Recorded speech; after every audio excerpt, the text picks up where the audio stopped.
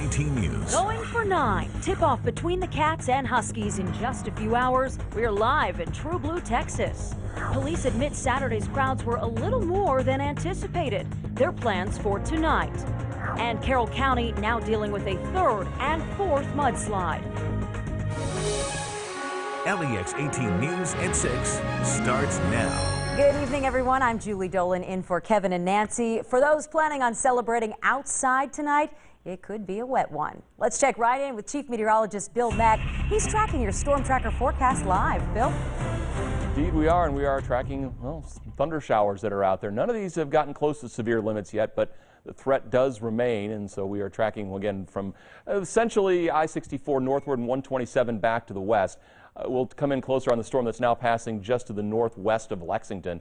This one has just scooted by the castle. It's now into the northwestern part of Fayette County. Again, wind gusts pushing 40 miles per hour with this, certainly going across the northern split there with I-75 back toward Leestown Road just to the west of Masterson Station, getting out there by the Woodford County line. So this is again a storm that is rocketing to the northeast at around 40 to 45 miles an hour. We are looking at other storms out there as well. We go a little further to the west, coming now into Franklin County. There's Frankfort. You got Bald Knob, the northern part of the county, and that extends back into Shelby County around Peytona. Storms also to the south, and this one is approaching Perryville and also just to the west of Harrodsburg. Look with our weather book camera from St. Joseph East over there on Richmond Road, looking back toward downtown Lexington. Again, kind of an angry looking sky out there. Again, none of these storms have been severe, but we will continue to watch for that possibility. We'll have more for you coming up in just a few minutes. Bill, thanks. A little more than 3 hours from now, and the talk will be replaced by action. It's NCAA championship night, and the Cats are going for number 9. Let's go to Keith Farmer and Kristen Pflum. They join us live with your Texas True Blue coverage. Hey, guys. Hey, Julie, welcome back to Arlington, Texas. You know, the fact that this is being played here in North Texas is really special for a couple of reasons. The Harrison twins are from Texas. Julius Randle is from Plano, which is not really far from here at all. Julius's grandmother hasn't seen him play since he was just a little boy, and she's actually here in Arlington. She told a reporter that I'm either going to be so excited that you're going to have to tie me down, or because of my age, I'm going to fall asleep. I'm not sure which one it'll be, but special nonetheless. I don't know that she can go to sleep with the kind of games they've been playing lately. They've all been so close. Had a friend of mine said it's going to be a blowout tonight by 5. It very well could be. It's going to be one of those type games. These two teams, these programs have played against each other 4 times. Connecticut leads the series 3-1, but now all of those have come on neutral courts, and here we are with another neutral court game as Kentucky gets ready to go for its 9th championship. 8-3 in national championship games, but this is the first time in NCAA history that a team is trying to do it with 5 starting freshmen. What's interesting about this team, well, yesterday they were asked, why is Kentucky going to be the champion? And of course, Coach Cal chimed in quickly and said, be careful with your answer. You can take a listen to the one word they each chose to start off their answer. If we are the champions tomorrow, it'll be because we did it together, played hard, and trusted each other. Aaron? If we are the champions tomorrow, it's because we just came together and we're playing for each other and we're just having a lot of fun. Andrew? If we do become the champions tomorrow, just because that we had fun and played like it was a regular game. We just played together and played for each other. If being the key word, because they didn't want to have any bulletin board material over there for Connecticut to look at, and it was kind of a tricky question for them. Remember that South Carolina loss when a lot of people wrote the Cats off in the postseason? Yeah. Well, there was at least one guy from Berea who didn't. Instead, Tyler Austin Black went out and got inked. He got a 9th national championship banner tattooed on his ankle. People called him crazy, called him everything under the sun. Well, he's here in Dallas thanks to some free tickets and a borrowed Camry. And Brianna Gilroy sat down with him this morning to talk to who some are calling the Kentucky Prophet. It's crazy. You know, I never thought I'd be watching Kentucky play a national championship in person. For Tyler Black, the past few weeks have been a little crazy. When I first tweeted it, I just wanted the players to see it, you know, show them that people out here still have faith in them. And once Willie retweeted it, it just blew up. Since getting this tattoo declaring Kentucky national champs, he says he's received some odd requests. Some guy said something to me about getting a tattoo of him marrying Kate Upton. or something like that.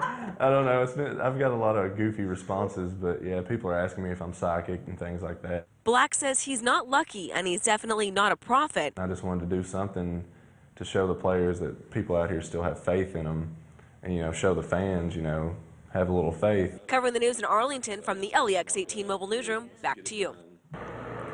And get this, Black has been to one Kentucky game. It was a 2011-2012 preseason game against Marist. Guess what happened in 2012? What? We won a national championship. Mojo. Sounds good to me. More coming up later in sports. Julie, back to you. All right, looking forward to it, guys. Thanks. As fans prepare for the championship game, Lexington police are still dealing with the effects of the last game.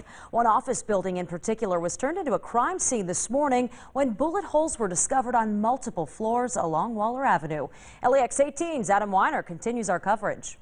And there was actually a piece of a bullet that came through the window, and there was glass everywhere all through the office, and then I come down here and found that. That is a gunshot that went through an empty office on the ground floor. Shauna Taylor, who works on the third floor, suspects the shots were fired during Saturday's post-game celebrations. We kind of figured it out pretty quick what had happened. Lexington police officers tell me that some of the maintenance workers that were here on Sunday found 3 shell casings sitting in the parking lot here. They believe the shots were fired from around where I'm standing into this building behind me on different floors. One shot into the ground floor was found, another shot into a 3rd floor office building that is a pediatric center. That's where Shauna Taylor works. It's just a couple blocks from the now notorious State Street. It's just a bad reflection on us as a whole.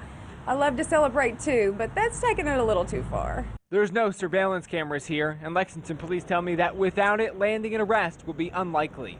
Covering the news in Lexington, Adam Weiner, LEX-18 News. And speaking of taking it too far, couches beware. When tonight's game ends, it won't take long for thousands of fans to crowd the streets of Lexington, and many of them won't hesitate, as we've seen, to play with fire. Police are gearing up for whatever may come. LEX-18's Josh Breslow continues our big story team coverage. 80 fires, about 40 injuries, and 21 arrests. Saturday night along State Street is a type of chaotic scene we've become very familiar with over the last few weeks. People climbing trees, people lighting stuff on fire. People stacked on top of one another and just tons of rioting. The crowds that night, at least on State, were larger than police expected. Even more folks turned out than in 2012 after the national championship game. So tonight, Lexington police say they're going all out. For our department, this will be the largest deployment we've ever had. University police will have their eyes all over using a system of 800 cameras. As for state police, troopers will guard Limestone. And while couches tend to be the ones attacked during the times of celebration, at least one organization hopes that won't happen this time. This sign posted at Lexington's Community Inn reads, quote, "Don't burn couches, we need them. Go Cats," end quote. We want to bring it back to the bluegrass in style and be on national TV representing the city of Lexington in a very positive manner, not a negative one. Covering the news in Lexington, Josh Breslow, LEX-18 News.